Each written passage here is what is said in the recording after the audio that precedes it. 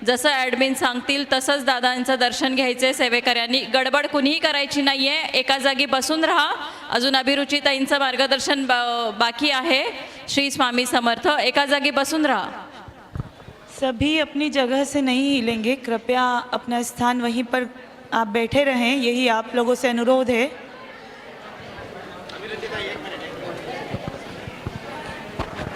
रमण दादा सस्ते त्यांनी इकडे यायचं आहे. आपले 2 शब्द या ठिकाणी मनोगत व्यक्त करायचं आहे. रमण दादा. बोलूं? गुरु का मार्गदर्शन अभी आपने सुना, तो गुरु क्या होते हैं और गुरु की करुणा कैसी होती है, मैं सिर्फ अपने 2 शब्दों में ही आपको बताना चाहूँगी.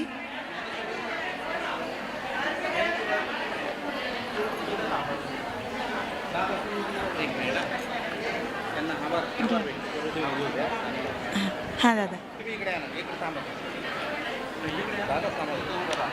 तो आपके सामने एक बताना चाहूँगी कि गुरु क्या होते हैं.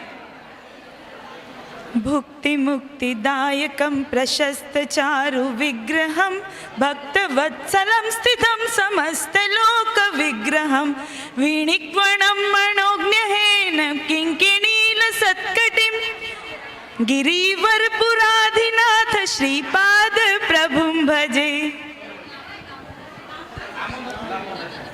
जो मुक्ति प्रदान करते हैं, शुभ आनंददायक होते हैं और अपना एक सदैव निर्मल स्वरूप धारण किए होते हैं, जो भक्तों से सदैव प्रेम करते हैं, जो उनके शिष्यों से सदैव प्रेम रहित होते हैं और तीनों लोकों में वो सदैव हमारे भक्तों के लिए स्थित होते हैं. वह होते हैं प्रभु. और प्रभु के उन्हीं प्रभु को हम चरणों में प्रणाम करते हैं. दूसरी लाइन है, धर्म सेतु पालकम अधर्म मार्ग नाशिकम कर्म पाश मोचकम सुशर्मदायकम विभुम स्वर्ण वर्ण शेष पाश शोभितांग मंडलम गिरिवर पुराधिनाथ पाद प्रभुवम भजे. धर्मों का पालन करने वाले, अधर्म से धर्म की ओर मार्गदर्शन करने वाले, ऐसे हमारे श्रीपाद प्रभु को मैं कोटि कोटि प्रणाम करती हूँ और उनके चरणों में हमेशा सदैव हम नतमस्तक रहें. मार्गदर्शन मीटिंग के द्वारा जो दादा के हमें 2 शब्द सुनने को मिलते हैं, उन्हें हम हमेशा ऐसे ही ग्रहण करते रहें, रसपान करते रहें. और आप सभी लोगों ने जो उन रसपान करने के लिए जो सहयोग दिया है, एकाग्रता जो आपने बनाए रखी है, उसके लिए मैं आप सभी लोगों का आभार प्रदर्शन करती हूँ. इस गुरुदेव दत्त भक्त परिवार की ओर से आप सभी का हार्दिक श्रद्धेय स्नेहशील अभिनंदन करती हूँ. श्री स्वामी समर्थ. श्रीपाद राजम शरणं प्रपद्ये. श्रीपाद राजम शरणं प्रपद्ये. श्रीपाद राजम शरणं प्रपद्ये. जय जयकार लेना था एक बार. गुरु ब्रह्मा नहीं, वो क्या है बोलना है. दादा का दर्शन होने के बाद एक बार पालकी का राउंड होगा. दर्शन होने जिन किसी दत्त भक्तों को पालकी का आनंद नहीं मिल पाया है, दादा के दर्शन होने के बाद पुनः एक बार पालकी का आयोजन किया गया है, तो आप सभी के लिए यह खुशी की बात है. कृपया आप लोग लाइन से, जैसे आपने पालकी के टाइम पर दर्शन लिया, वैसे अभी हम चाहते हैं कि आप इस टाइम पर भी हमारा सहयोग करें. तो आपका सहयोग हमें हमेशा अपेक्षित रहेगा. श्री स्वामी समर्थ. पालखीचा एक राऊंड मारायचं म्हणताय ते सगळेजण. घ्या ना मग. मग त्यांना सांगा ना की थांबा थोडा वेळ. एक राऊंड दिगंबरा सांगा ताई. ताई सांगा प्लीज की थोडासा थांबून जा. पालखी आप सभी लोग यहाँ रुकेंगे तो आपको पालकी का पालखी फिरायची सांगा.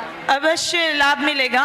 पालकी सोले का शांति से दर्शन लीजिए, घाई करने की जरूरत नहीं है, सभी को दर्शन मिलेंगे.